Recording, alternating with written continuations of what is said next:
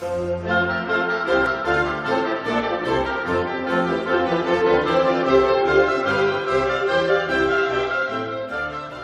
I want you to watch this video. Take a look at it.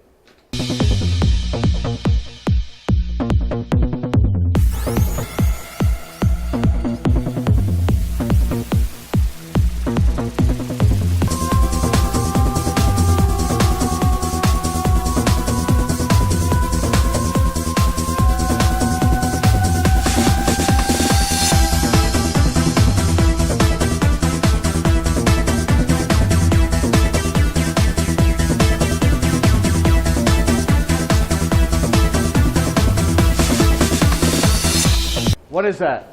Robot. It's a robot. What is it? They're acting like people. People. You know what that's called?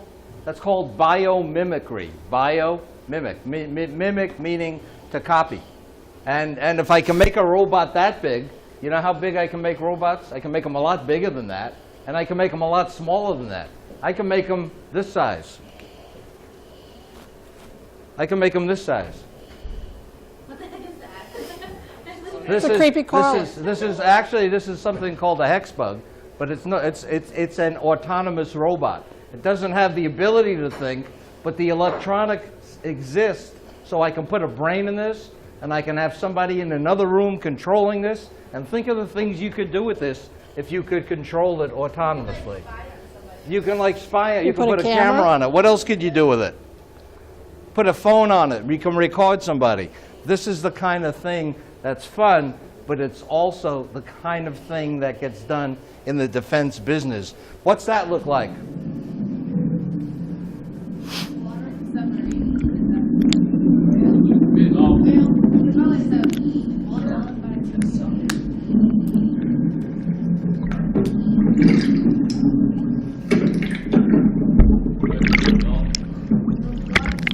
It's a robotic shark, that's what it is. Yep. This is the kind of, this is also biomimicking a shark. And think of the uses for this. How many of you have relatives or close friends in the military? Okay, do you see them often? In the warfare in Angola. Okay, so when they go to war or they go to do a mission, you want them to have the best possible equipment. And if they don't have to be put in harm's way that's in any danger, then you'd rather put these things in danger. The robot you saw before or that shark. We're going to discuss, and that's all national security. It's the stuff you do every day. The point is, we're always looking to make things better. So, and that's what the national security and defense industry is. So when you think national security or defense industry, don't think military. You're not joining the military. If you're choosing that path, that's absolutely wonderful. But this is about civilian people, everyday people like you and I and Paul and Molly and myself. Okay, so it's not about joining the military. Also, SENEDIA, the Southeastern New England Defense Industry Alliance, it's an association. It's an association that represents all of these member companies and subcontractors and contractors that support the defense industry and national security. The budget for these kind of things comes from the federal government. Mm-hmm. Okay? All right, let's move on. Okay, so what we do is we do research on development to make things better. We do develop products like that robot, and we do test and evaluation, we do analysis. We do in-service stuff too. So the stuff that's on ships, in planes, or out with soldiers today is stuff that's in service. And we go out and we make those things better or make sure they work. The defense industry offers challenging work, but also a high level of responsibility. I like the aspect of defending my country in a way other than serving in the military. I like to use the talent and the skills that I learned while I was in college to better defend the United States and also to give back to the broader mission of the defense industry as a whole. What attracted me to it was the high-tech work, the challenging work environment and opportunities, and the ability to help my country in a different way than I otherwise might have been able to. But what the really overarching message I found and the motto I found was that the camaraderie between the defense industry, it runs deep. I would say the absolute best thing about the defense industry is the people that work in it. Everybody takes their job very seriously. We recognize the importance of what we do, and everything that we do is in a team atmosphere. So you'd never be, working by yourself alone on a project. You'll always have the opportunity to learn from people that are much more experienced than you, and to grow both personally and professionally. Okay, so these are people, that young lady is going to be here this afternoon, who work in the defense industry. And there's challenging work. There's the ability to work with people who are a lot smarter than you are and exchange ideas. And there's the ability for you to do something for the country. Let me point this out to you. There's Atlas. If you notice on Atlas, there's a bunch of pipes that may be welded or bolted together. Welding is a skill. The design is a skill. The control, the motion is a skill. The pumps in there that do the hydraulics is a critical part of this thing. This is that fish, that shark robot. And these are three. Anybody know what these are? Somebody in the earlier session did. Actually, they go on not close to the moon. Mars. The Martian Rovers. Anybody know how long those things were planned to last? They're still they were guaranteed for 90 days, and 10 years later they're still working. Think about this. We took those things and put them on Mars. Anybody know how far Mars is from the Earth? Far? Further than Fall River, huh? Yeah. Mars is 400 to 500 million miles away. And we took those things, we put them on a rocket, and we blasted them into space, and they traveled for almost a year, 400 to 500 million miles, and they landed within 1 mile of their target. Think about that. Think about what kind of effort it took to put that together. Accuracy, right. But with all of them, it started with an idea. It started with a vision. It started with someone's ability to think outside the box, to be able to work in a team, to be able to communicate their idea, and to be able to monitor and evaluate and see it through. So it started with someone's vision or someone's idea. Paul keeps mentioning my phones. So who knows what this is? Not old. Oh, it is slick, I tell you. It was hot. I was so cool when we got this. It was a letter for each button. It wasn't one number with 3 letters, and we sat there. I thought this was the greatest thing. Now, we all know cell phones have come light years away, and maybe someone's going to, yeah? Maybe someone's going to work on the iPhone 10. You could be sitting in this room. Maybe you have an idea. I thought this was the greatest thing. It's an iPod. Don't look at it. It's got the really cool. It's not. It's much updated in advance. It's like the 3rd generation. I'm not sure. No, they just made the color on the outside. But we downloaded our CDs, because we used to have CDs, and I thought that was incredibly cool.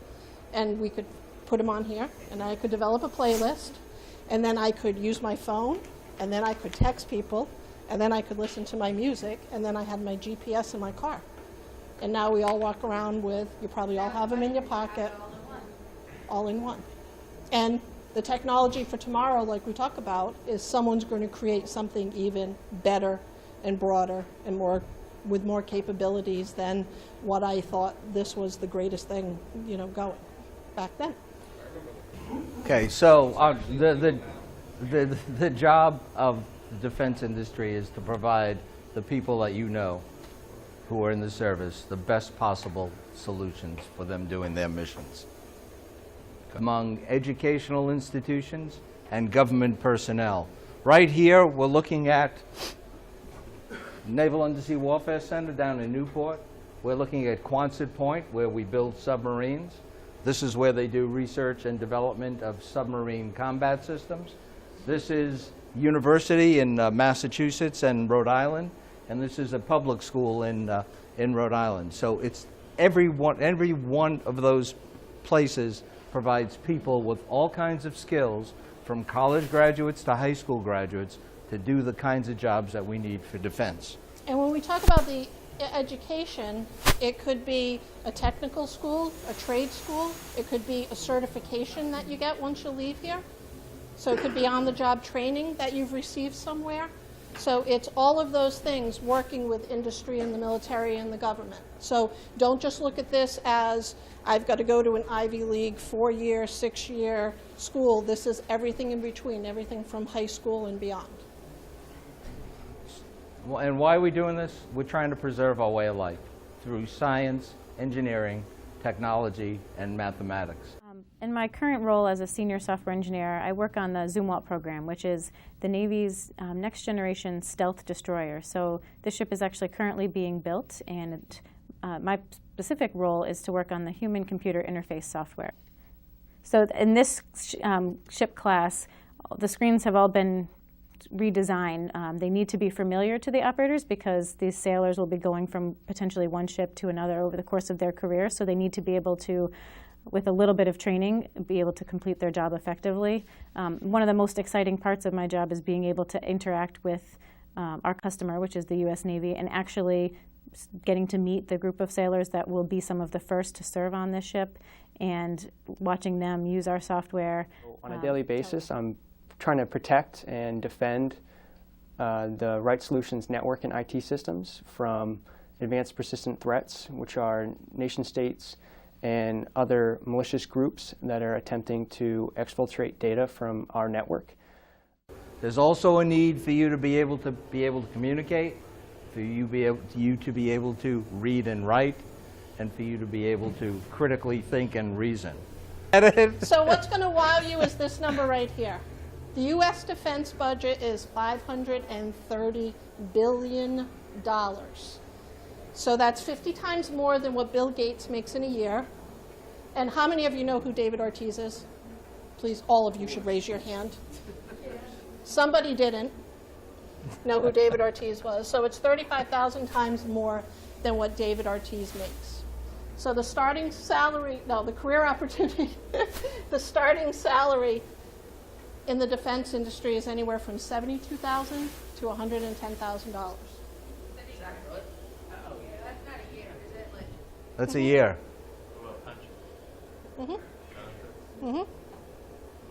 Opportunities for advancement, opportunities to reimbursement for additional training and education, holidays, floater days, sick days, medical, dental, eye. You become really rich like Paul here. Hey, when I started and my starting salary was $9,200 a year. Yeah. No, because now It's I'm a lot more than $9,200. Now I am retired. But at the time, minimum wage was probably $1.75 an hour. $1.75 an hour was minimum wage. What? When you started? When I started, $1.75 an hour. You don't look that old. Yeah, I'm that old. Yep, I don't look that old. So, $1? and it was good money. $9,200 was good money. That was wonderful money. The point is, there's opportunity for you if you continue your education, if you work hard, if you stay away from drugs, to get these kind of jobs. Right here, not more than 20 miles away from here. So SENEDIA can help you with internships and work shadowing. Once I had this opportunity to complete this internship and work in a real software engineering environment with a lot of other very experienced software engineers and some relatively new ones as well, I learned so much from all of them, and I realized that it really was what I ultimately wanted to do, and I needed to stick with it, complete the coursework, and I'd be able to succeed once I got there. All right, so I interned with Raytheon. I got to learn about the tactics, techniques, and procedures that these threat actors use, and also the ways they are trying to infiltrate big businesses and small businesses alike. Information sharing is also a huge part of cybersecurity and was a huge part of my internship. Shadowing, but you mentioned employer education reimbursement. So say you come in with an associate's or some technical certification and you want to advance. There are employers that will reimburse you and pay for you to go to school while you're working. There are scholarships that are available. job placement assistance, as well as continuing education and on-the-job training. Anybody know what that is? Yeah, anybody know where it is? The water. Good. Good. It's not, actually it's not. It's a, it's not, well, it could have been, but You're it's not. thinking of electric boat? That is a place in the middle of the landlocked United States. It's in the middle of Idaho. That is a 1/4 scale model submarine. There's a fleet of 3 or 4 of those boats there, and the reason they do research out there is because it's a perfect acoustic propagation area. Does anybody know what that means? Yeah. Yeah, you knew that, huh? Excellent. It's a place where they can measure the noise that thing makes as it moves through the water without any hindrance. And so I've been there. I've had the opportunity to travel around the world and around the country working in this business. And you can have those opportunities as well. And how important is noise or noise reduction to our national security? Very. A flip of a switch in underwater, I mean, could set off the enemy. Something that you can't even hear. Go ahead. So the kind of products that we deal with here are aircraft and ships and vehicles. There are ground vehicles. There are multiple ground vehicles. The electronics and communication systems, clothing and textiles. Let me point this out to you. There's a guy who just jumped out of a plane, and he's wearing, what kind of uniform is that? Have you? Yeah, Army BDU. But we are right now looking at textile technology that sort of blends with the environment. Why do we want to blend with the environment? So camouflage. So he doesn't get shot at, exactly. Or the material has to be lightweight, or the ha- material has to, deal with all kinds of temperatures and settings. So there's opportunities for textile technology, for satellite technology, for vehicle technology, for a lot of things. Go ahead, Molly, please. Anybody know what any of these things are? We talked about biomimicry. We talked of flexible robotics. What does that mean to you? Let me give you an example. Did anybody see the newspaper this weekend where Google came out with a robot that can be programmed with a personality? So what that means is I can have a robot that knows my personality and is programmed with a recognition software to respond to me. It has feelings, so it has my feelings, and everybody would say I had no feelings, but that's neither here nor there. But the point is, that robot's program can now be transported through the cloud to someplace else in the country. So if I fly to California and I wanted another robot to be with me, and I didn't want to take my robot with me, all I'd have to do is upload my robot's software to the cloud and download it in California. So how many of you have heard of cybersecurity? Cybersecurity is a major, major part of that. Okay.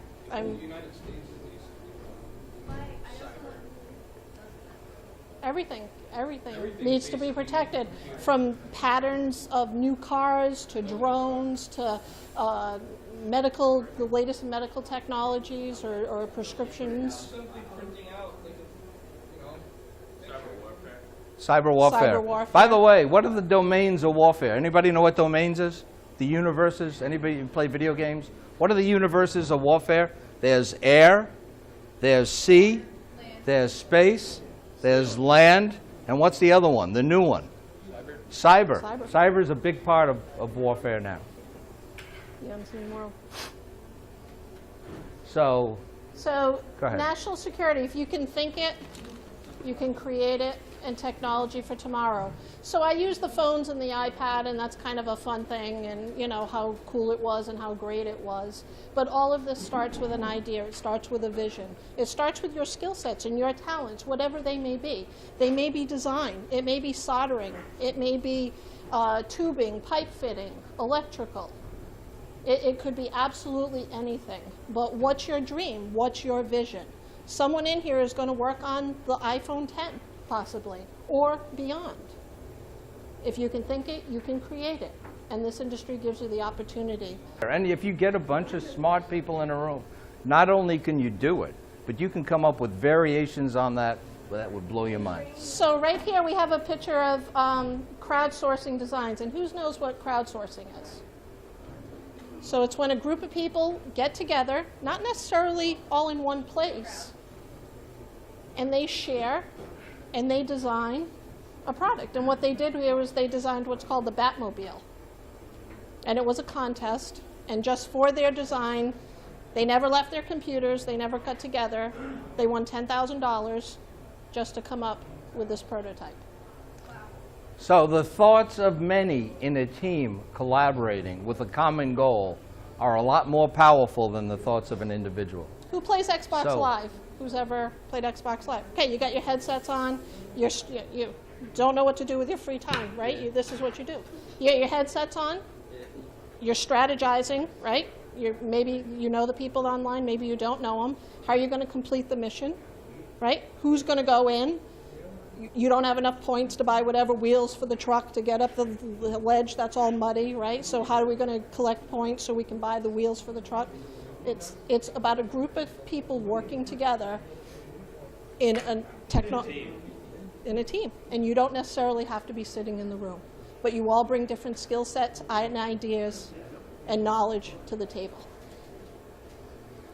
This is an interesting one. This is called Very Games, VERIGAMES.com.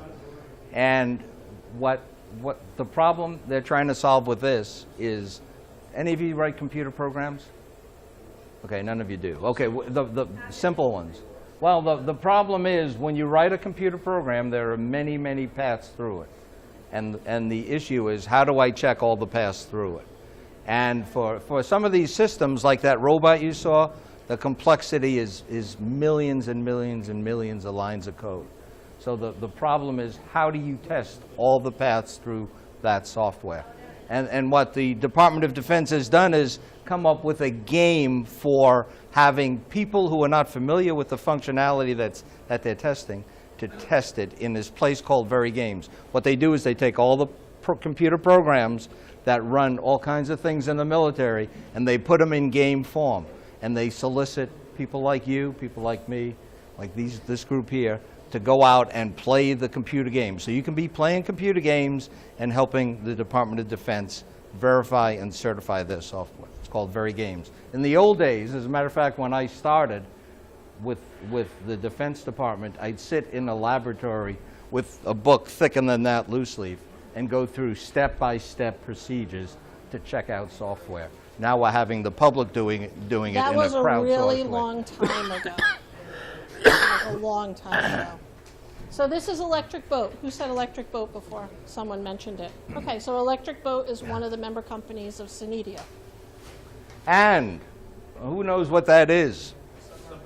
Submarine. Yeah, it's only a part of a submarine. It's a hull section. And this is a deck.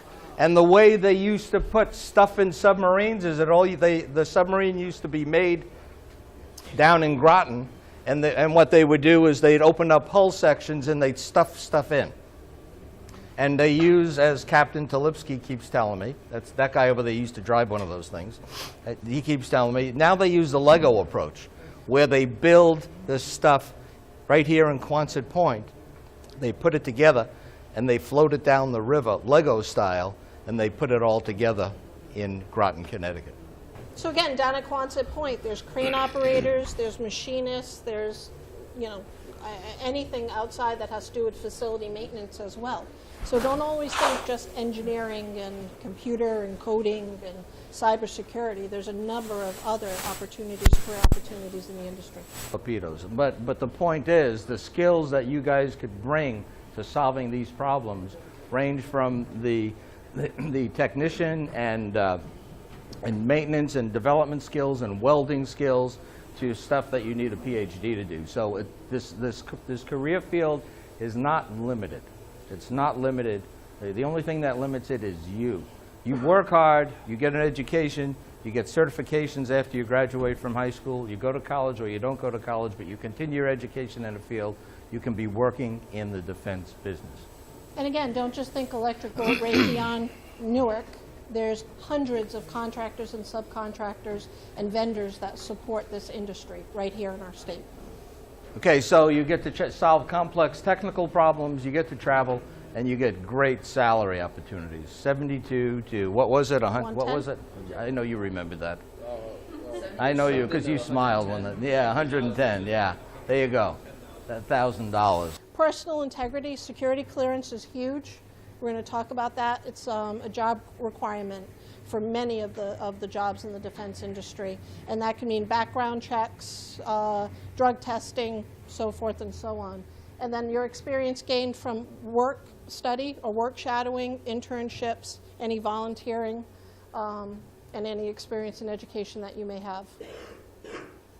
Okay, so the careers in Rhode Island have to do with undersea technology. Those are things like that shark you saw, also like that robot you saw for fighting fires. Cybersecurity is a big deal, and development of products for the undersea warfare domain. Cybersecurity is also another big area, as is in Rhode Island. I forgot, textiles too.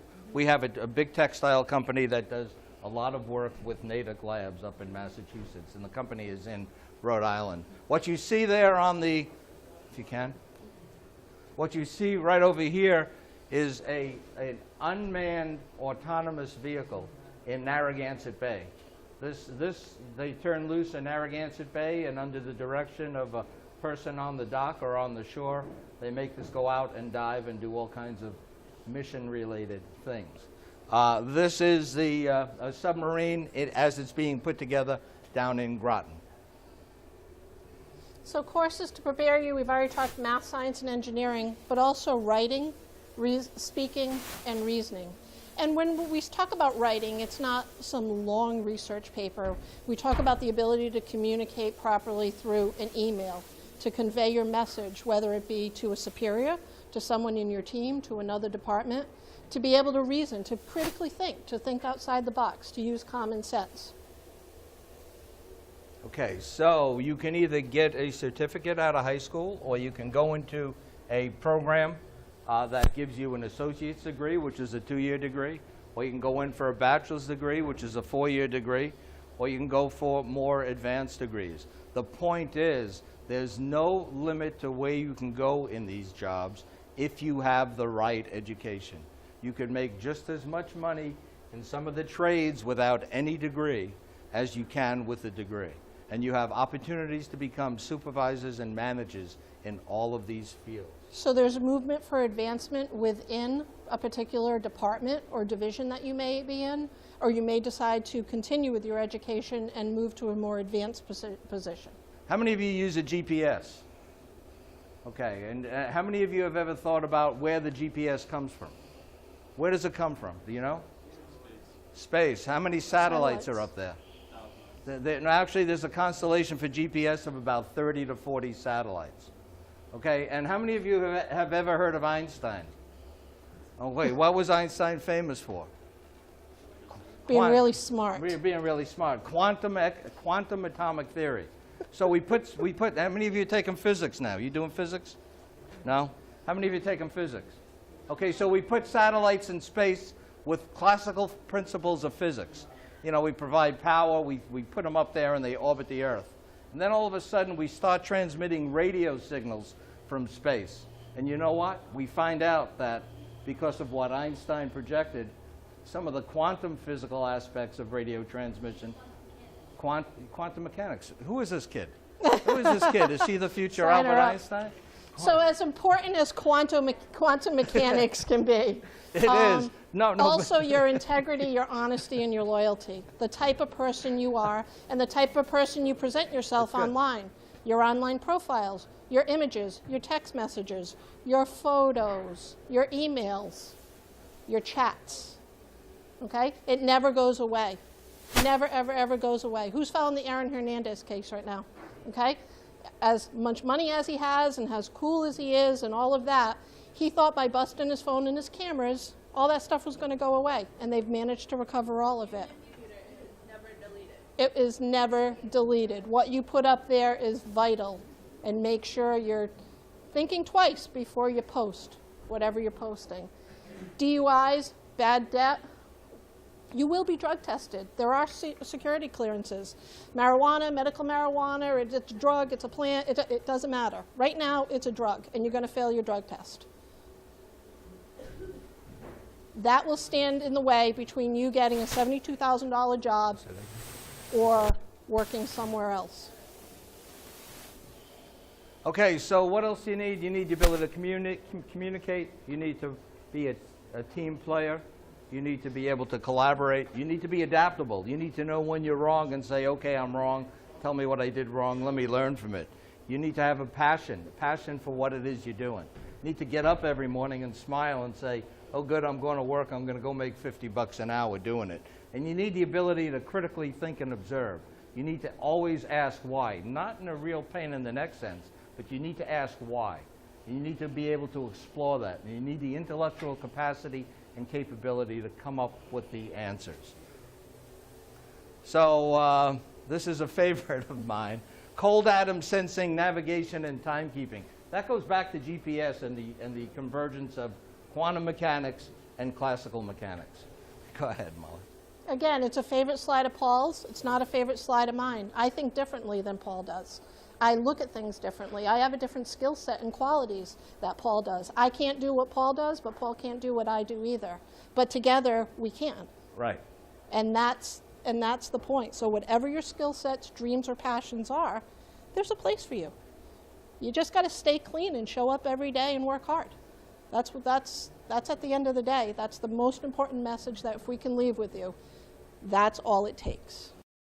The defense industry offers challenging work, but also a high level of responsibility.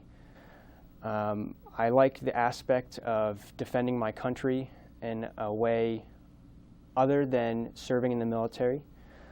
I like to use the talent and the skills that I learned while I was in college to better defend the United States and also to give back to the broader mission of the defense industry as a whole. What attracted me to it was the high-tech work, the challenging work environment and opportunities, and the ability to help my country in a different way than I otherwise might have been able to. But what the really overarching message I found and the motto I found was that the camaraderie between the defense industry, it runs deep. I would say the absolute best thing about the defense industry is the people that work in it. Everybody takes their job very seriously. We recognize the importance of what we do, and everything that we do is in a team atmosphere. So you'd never be, working by yourself alone on a project. You'll always have the opportunity to learn from people that are much more experienced than you and to grow both personally and professionally.